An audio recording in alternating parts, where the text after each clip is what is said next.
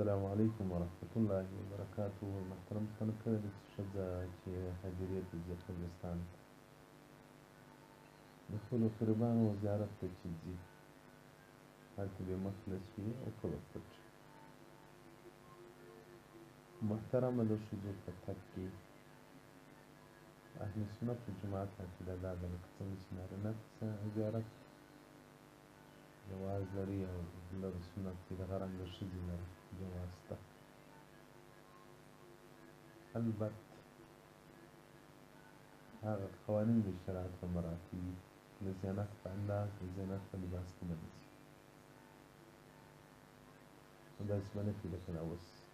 په وخت ښځې چې زیارتونو ته ځي میله یې جوړ کړي زیارتونه خو د دې لپاره دي چې سړی ورسي هغو ته دعا وکړي او له هغو څخه عبرت واخلي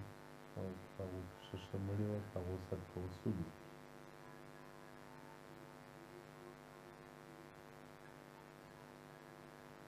بیا عایشه صدیقه رضی الله عنها مبارکه وایي ورته محمد صلی الله علیه وسلم مبارکه او زما پلار ابوبکر صدیق راته مبارک دا کومه حجره کې پټ وله دا وایي زه به ورتلم مخته مې ډک شو فلما دفن عمر معه کومه چې عمر بن خطاب رضی الله عنه دلته ښخ کړل شو دا څه وایي فوالله ما دخلته الا وانا مشدودة علي ثيابي حياء من عمر حياء من عمر رضي الله تعالی عنه دا وایي چې کوم وخت عمر رضی الله عنه ښخ کړل شو بیا زه نه یم ورننوتلی بلکې پټه ورتلم په ستر کې په پرده کې ماته حیا ده عمر بن خطاب څخه راتله محترمه ښځه ده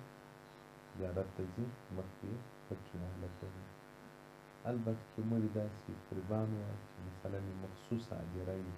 ورور کې پټ پلار کې پټ اکا کې پټ او محرم قربان هغه نو بیا داسې په ژوند کې چې له ځمکو سره ګرځېدلی شي قبر کې هم له ځمکو تاوېدلی شي دا چې قبرستان او هدیره عام وي ګډوډ مړي پراته وي او دا بیا له ځمکو ګرځېدلي وي دورې علاقه د عمر چې د اتم زره څخه نه دي روان. حدیث رقم 12704 سبحان نمبر 22 مجموع زواید جلد اتم. السلام علیکم ورحمة الله وبرکاته ومغفرته.